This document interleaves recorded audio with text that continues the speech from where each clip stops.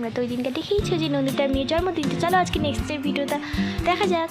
তো বন্ধুরা, এখানে নন্দিতার বর্মা ঘুমাচ্ছে।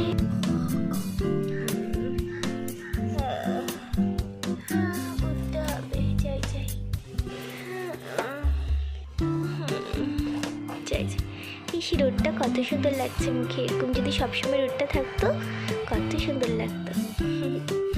যাই দেখি ওরা কি করছে।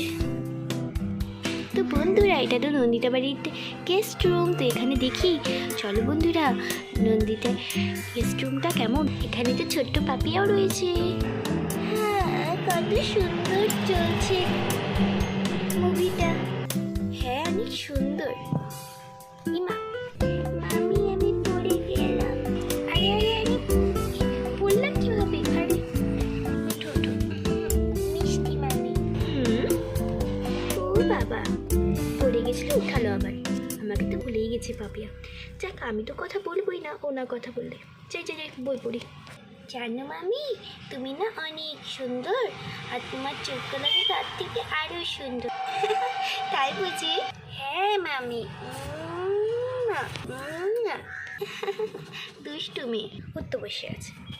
তোমরা কি করছো? ও তো মা চলে এসেছে। আসো দিদি। হ্যাঁ, আমার মেয়েটা একদম মিশে গেছে তোমার সাথে। হ্যাঁ, আর বললাম যে রাহুল কবে আসবে? উনি তো আসার ছিলই কালকে। আসার ছিল না, আমি এবার কনফার্ম বলছি, এবার আসতেই হবে।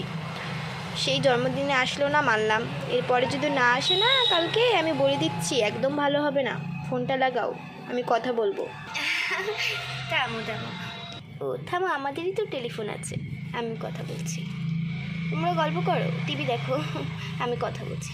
আসলে আমার ঘরে টেলিফোনটা আছে।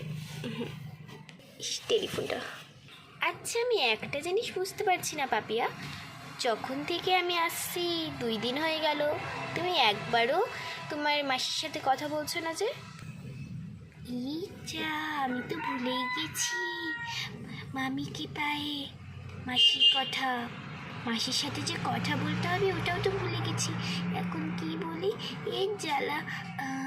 হ্যাঁ, ও মাসি, ওটা তো তোমার সাথে কথা বলছিলাম না, তাই বলিনি। ও কিন্তু মাসি তো খারাপ ভাবছে না? ওই দেখো, মাসি বই পড়ছে, মাসির সাথে কথা বলো। হ্যাঁ, এই কথা তো শুনে ছোট্ট পাপিয়া দৌড়ে গেল তার মাসির কাছে। মাসি। হ্যাঁ, ও পাপি, আমি তোকে চিনি না। মাসি, আমি একটু মামিকে পাই না, ভুলে গেছিলাম মাসি। তখন থেকে তো তোর ঋষিকে পায়ে ভুলে গেছিলিস আমাকে, এখন কেন আসছিস?